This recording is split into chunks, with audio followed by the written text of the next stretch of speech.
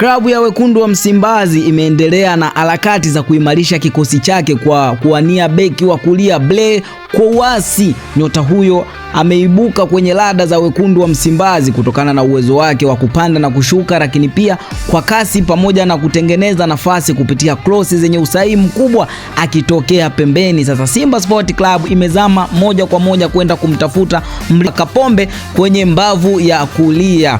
Iwapo usajili huu utakamilika, Simba itakuwa imeongeza ushindani mkubwa katika nafasi ya beki wa kulia. Hali hiyo itaweza wachezaji waliopo akiwemo Shomari Kapombe na David Kameta maarufu kama Duchu katika ushindani wa kuwania nafasi ya kuanza kwenye kikosi kuelekea msimu wa 2026-2027. Sasa Simba Sport Club imezama moja kwa moja kutafuta mlisi wa Kapombe ambaye atakuja kuleta challenge kwenye msimu unaoanza, msimu wa 2026-2027. Na tukumbuke kwamba Simba Sport Club ipo kwenye kurekebisha kikosi, yani kwenye kuongeza nguvu ya wachezaji ili kuelekea msimu wa ushindani wa 2026-2027 wa ligi kuu ya NBC Premier League, lakini pia kwenye ushindani wa ligi ya mabingwa barani Afrika. Harakati za kumwania Blaise Kouassi zinaonesha dhamira ya Simba kuendelea kuimarisha kikosi chake kabla ya kuanza kwa msimu mpya. Sasa Blaise Kouassi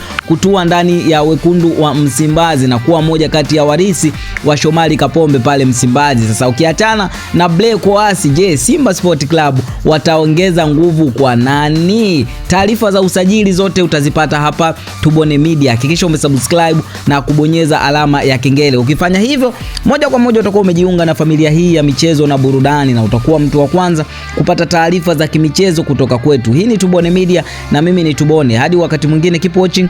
Bye bye.